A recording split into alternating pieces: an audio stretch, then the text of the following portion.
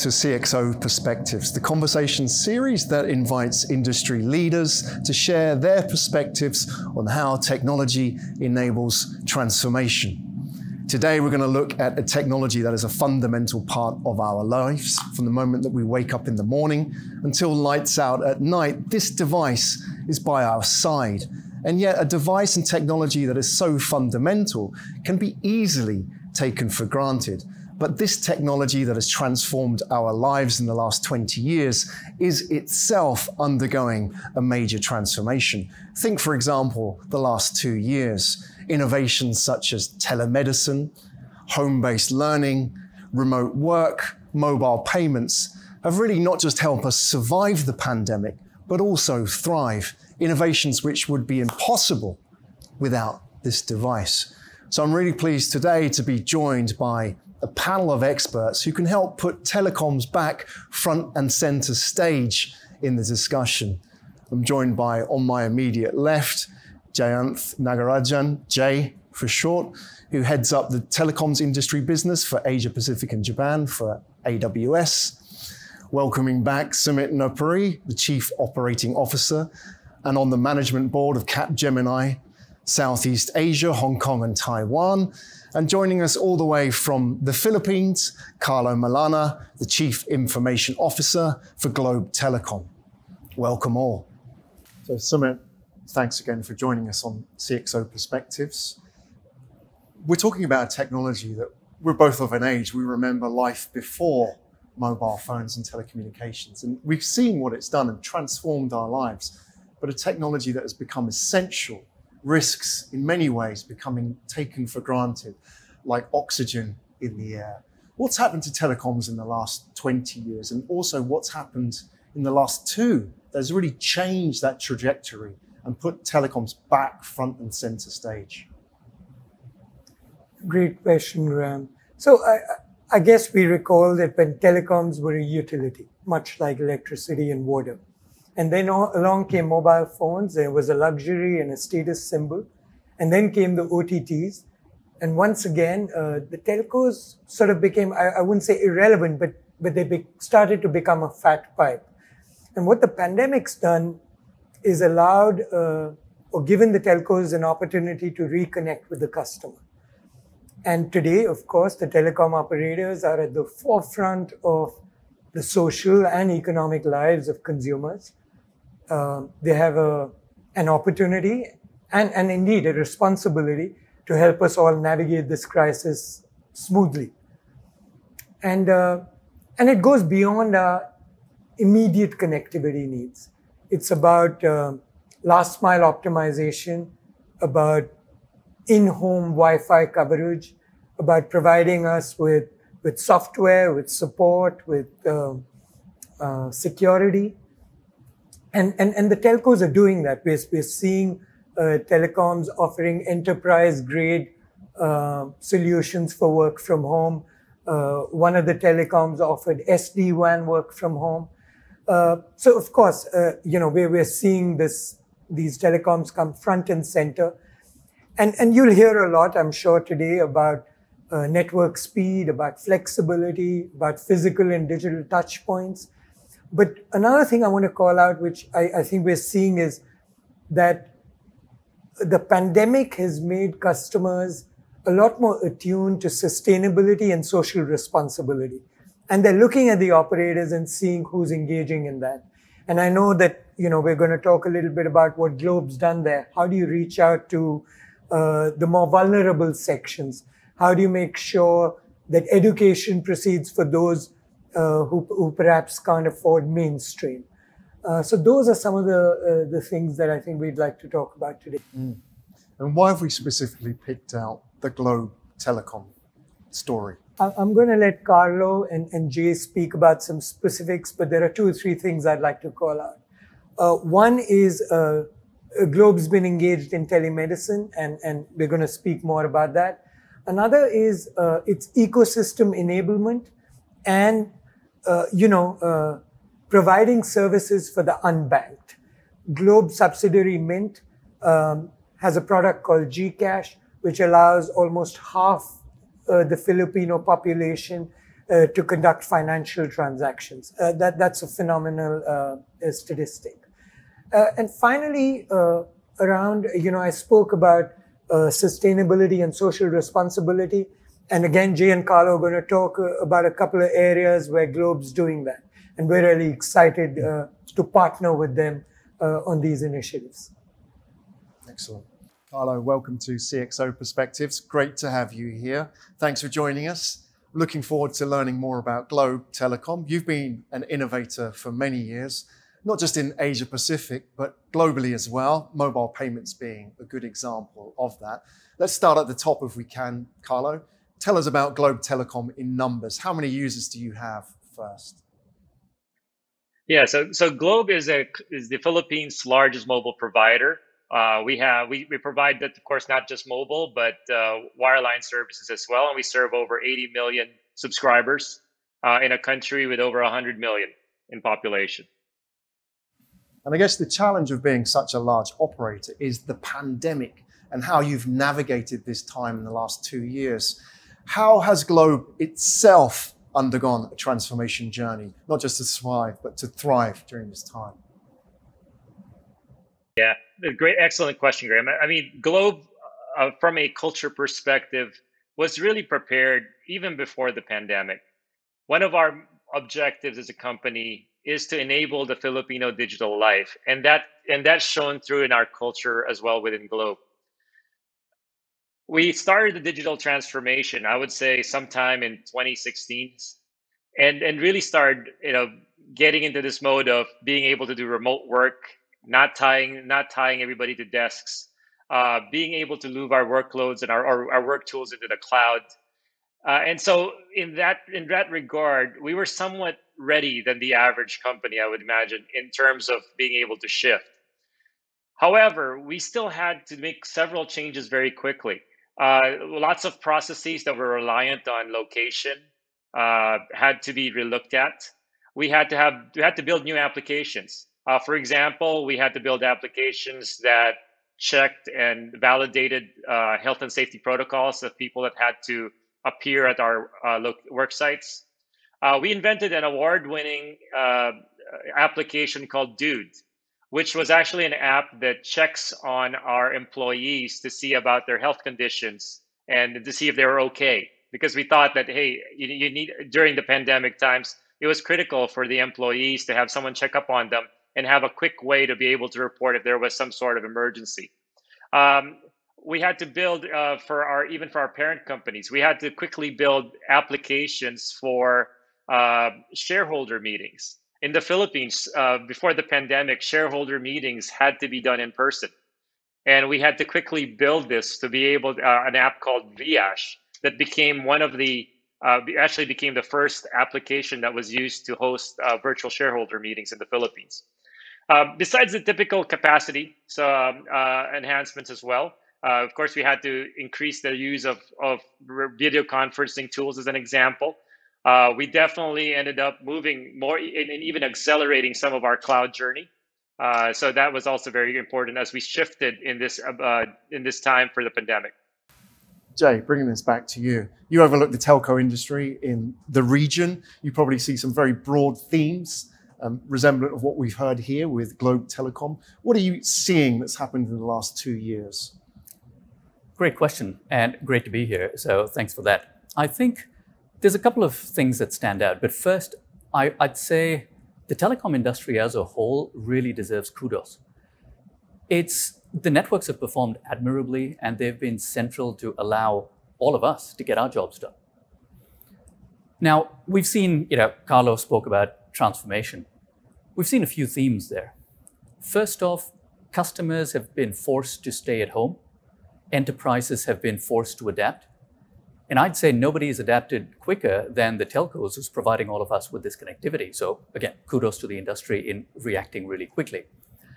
In APJ, we've seen personnel mobility constraints aplenty. And we've seen that people who were traditionally working from the offices in BPOs or elsewhere couldn't. And one of the things we've seen is telcos launching digital brands. We've seen an increase in a number of customer experience rethink initiatives. We've seen online customer journeys. We've seen a change in completely online onboarding as well as customer service, and a lot of self-serve that's come to play. With contact centers as well, we've seen telcos leverage cloud as an enabler, and we've seen them gain upwards of 80% in cost savings as well as agility just to help with some of these scenarios. So that's a great example. We've seen innovation in other parts of the telecom industry as well. Through the pandemic, through all of these challenges, we saw Dish in the US announce that they were going to put their 5G networks all the way from edge to cloud to RAN, the radio networks, all the way in the cloud, an industry innovation and a first out by AWS. And telcos, through all of this, haven't forgotten about their own employees. We've seen them really double down and prioritize on upskilling their employees. In Australia, for example, two of the largest operators have, between them, announced initiatives to train over 6,000 people on AWS during this time. These announcements have been made. And the interesting thing about that is it helps with employee retention during what are admittedly challenging times, but it also helps with employer branding. So spare a thought for the telcos as they've had to navigate some really challenging times and enable us to all get our jobs done. Excellent.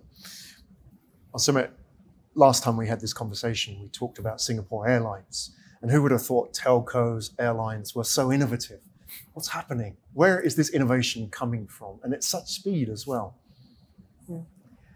Yeah, I think it's now a well-established cliche that the pandemic has been such a great accelerator of digital transformation, and we heard from George Wang, the CIO of Singapore Airlines, last week. You would have thought that airlines would have been devastated by the pandemic, but they used that as an opportunity. They repurposed their passenger aircraft as cargo carriers, and the quarterly results for Singapore Airlines this quarter showed that cargo revenues were up 57% over pre-COVID times. They pivoted on their customer experience focus to health and safety, which is what we're all concerned about today when we travel. They looked at a new line of business and expanded that tremendously, which is Chris Plus. So we saw how organizations are really they're responding to the crisis with innovation. And I can talk about a few other sectors, especially those which, that use connectivity and technology. Manufacturing, they accelerated the adoption of Industry 4.0. In retail, you've seen huge digital adoption by small and medium enterprises. So your sari stores or the little grocery stores that are delivering to your house. In transportation, you've got IoT-based fleet management, you've got sensor-based warehouse and inventory management, and even the government. The government's pushing for smart city use cases, whether it's in electricity management, in street lighting, in waste management. So there's a lot going on. For telcos, I think the focus in the past and even now has been a lot on the customer, as it should be. But there's an opportunity for telcos to increase digital adoption to achieve manpower efficiencies. And that can be in their back office operations centers, in automation of B2B provisioning, as well as in their field force. Jay, talk to us about some of the innovations from this sector to allow telco to emerge stronger. Great question. I think Carlo summed it up well earlier when he said they were on a journey of transformation already, but the pandemic has accelerated it. I'd just like to build on that point because I really like that. I'll kind of distill our observations from across the world and certainly here in APJ into perhaps three themes. One theme is that telcos have started looking at refreshed operating models, which has just been accelerated during the pandemic. And that includes adjacencies. So it's not just the telecom industry, but there's been a recognition that they can do a whole lot more. And that includes some of the great examples that we heard earlier, But that's a broader theme in terms of how telcos can kind of not just provide connectivity, but build on top of that in a partnership and an alliance posture. And we're privileged to support some of these telcos in these journeys to really deliver novel new services and a whole new set of innovation. So I guess that's one part of it. The key point there is telcos are coming to realize that they don't have to go it alone. Partners like us are ready and willing to support them through the journey. So that's theme number one. Theme number two is there's been, as we discussed earlier in this conversation, there's been a need to adapt and to do things quickly. And that boils down to one word: agility. A big part of agility is having a builder mentality. And that culture of building is something that we've seen a number of telcos start to embrace. And Globe's been a fantastic partner in that, and we've relished the opportunity to work closely with them in terms of how we've upskilled a number of their own staff. And this was a topic that we spoke about earlier as well. And this requires leadership support. There needs to be a culture of it's okay to fail, and if so, fail fast. But if you're successful, on the contrary, scale really fast. And that's the builder mentality that we talk about. The third theme to this is really one of technology as an enabler to drive that agility. Technology is ceased to be just a cost center, which is how sometimes it was treated before, to really being a common enabler of success in terms of agility. Leveraging the cloud has been a great enabler for a number of telcos. And Carlo mentioned this earlier in the conversation in terms of how it is accelerating some of the initiatives that they've put in place. So we've seen these as kind of broad strokes in terms of how telcos have made use of the last 18 months to really emerge stronger from the pandemic. And for those telcos that kind of get this balance right, we think that there's a real opportunity to drive the next wave of value, not just for their own employees, but also for their shareholders. So can we take those 3 points, the adjacencies, the builder mentality, and technology as an enabler, and draw them down into maybe some local and global stories about how that actually manifests in telco? Absolutely. I'd love to talk about 2 topics that are very close to many of our hearts. I'll start with education, right? Many of us have been stuck at home. For those of us that have kids, they've been stuck at home learning. I'll take this example from Vietnam.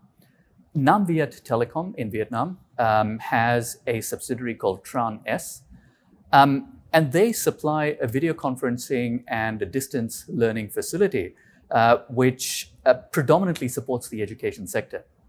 They came to us at the height of the pandemic in the early part of 2020 because they had this app that was struggling to cope with the nature of loads and spikes that they were seeing because everybody was now at home. So what we did was our teams very quickly worked with them to help them re-architect and redesign their application. And I love this statistic. They went from 1,000 users to 450,000 users in a matter of 3 months, right? And 95% of those were education users. So much so that the Ministry of Education in Vietnam has in fact commended the app in terms of the reliability as well as the security. So education. The second theme I think that is worth talking about is mental health, right? It's a broad topic of discussion I think we've all seen. And one of the interesting things that has happened here, and we're privileged to have worked with Globe Telecom on this one, is Globe launched a free hotline service in partnership with Consulta MT in the Philippines. And this was a free hotline that was providing psychotherapeutic assessments for medical frontline workers. We thought this was a great initiative, and what we did was we collaborated with Globe and very quickly opened up over 100 licenses on our intelligent contact center platform to make sure that all of these workers could be supported at scale. And Carlo, that's a point that we've been delighted to partner with you on. I'd love to hear your thoughts about that and any of the other innovations, of which there are many, that you could talk us through. Yeah, thanks, Jay. Speaking of call centers, we'll start with something a little bit more core to Globe's telco business. The Philippines, one of the largest industries in the Philippines is the call center or the BPO industry. And when COVID and the pandemic came, they were affected pretty quickly with infections going on and them having to be shut down when we had an infection in a certain particular building or particular floor. Globe helped those industries with more traditional connectivity solutions, where we talked about immediately enabling these BPOs with additional connectivity service like a home prepaid Wi-Fi service and pocket Wi-Fi service for them to be able to start moving their employees to a remote location. We also created some new offers, regarding how the employees would use this internet connection. For example, Enterprise Surf, which is a product that allowed only that restricted non-productive use of the internet while you're actually supposed to be working remotely. And last but not least, we also enabled the BPOs to actually manage the disbursement of their internal prepaid load to their end users. So that's kind of like the more basic side. But as the pandemic progressed too, one of the key things that was accelerated in Globe was that Globe had already started moving into adjacencies, as you had mentioned earlier. One of the most successful stories for Globe is one of our subsidiaries called Mint, which currently now has the Philippines' largest digital wallet, as Sumit had mentioned, with over 40 million subscribers. That fintech business has actually also evolved in not just democratizing basic banking type services, but actually has even expanded to investment products that have been democratized, expanded into bill payment service, has expanded into insurance, and in fact has even expanded into a curated marketplace within the actual ecosystem of the application. Other businesses include teleconsult, as you had mentioned. The need for remote medicine became very apparent when people were scared to go to hospitals, and it really started taking a hold during the pandemic because it was much more convenient to start taking medical consultations from home, right? Something that was not so common in a country that used to be much more fixated on physical presence. Jay, we've heard a really inspiring story of Globe Telecom and how they are reimagining what telco can be. How can a whole industry really drive the next generation of innovation? It's a great question. And I think the key word there is transformation, right? And in our conversations, a big part of what we've observed is the importance of data to that transformation. And broadly, I think there's kind of three themes that we look at, right? There is the entire importance of data availability across the organization in what has traditionally been a very siloed approach to managing that space. We've worked with telcos across the world. We have the privilege of a site that runs e-commerce, Amazon.com, from which we've learned over the last 2 decades a lot in terms of data strategies.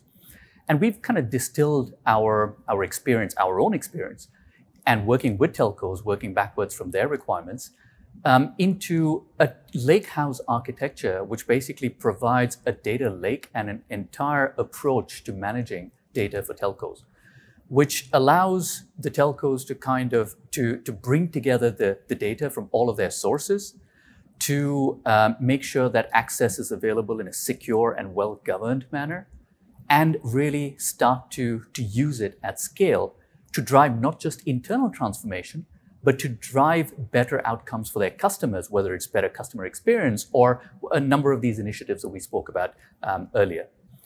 Great examples, including these platforms at scale from NTT Docomo in Japan, or Liberty Wireless in the US, or Telenor in Europe, just to name some examples.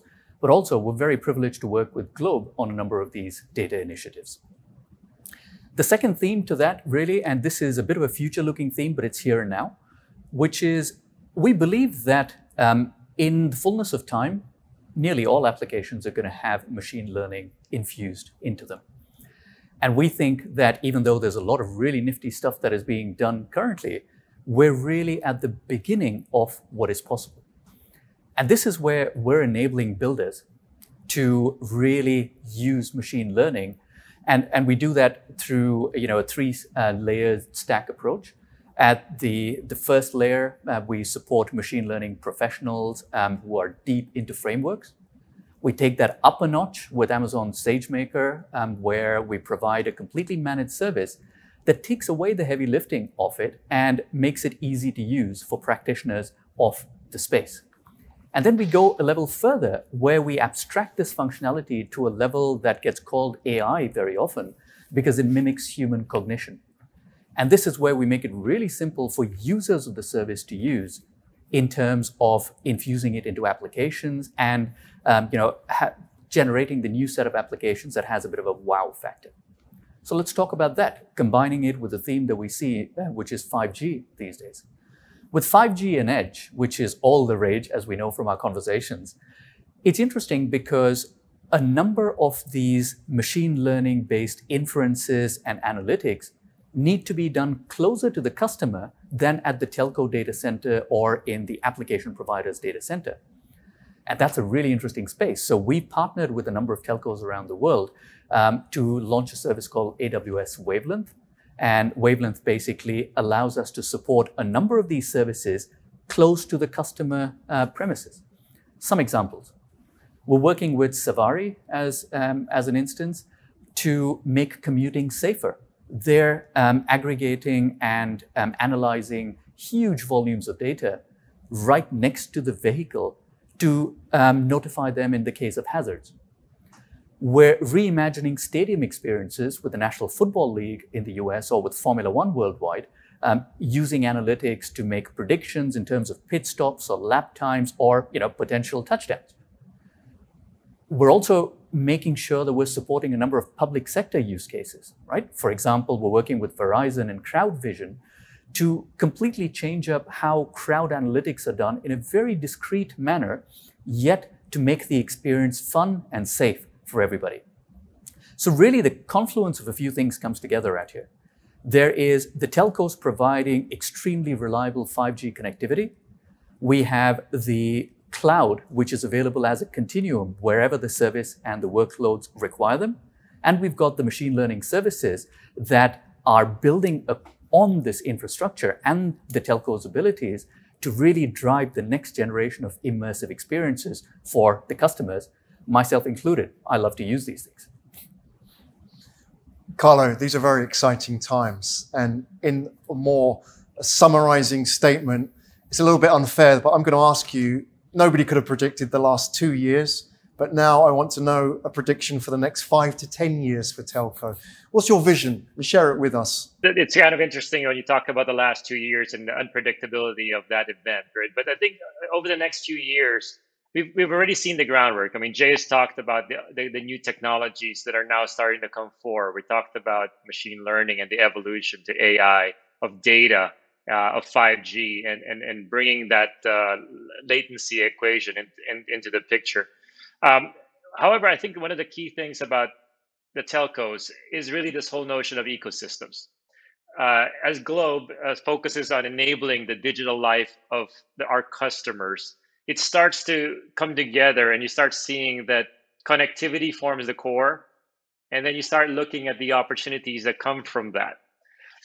We talked about fintech and the expansion into the various aspects of the financial lives of our customers. And then we talked about medicine and telemedicine, right? But there's other opportunities out there as well. As a telco, we've expanded as well into mobile and digital advertising. There's other businesses that we have done that are into helping other businesses evolve into the digital world and accelerate the digital transformation. In fact, even during the pandemic, we closed some transactions and acquired a cloud consulting company to add into our focus into our business of enabling other businesses for cloud.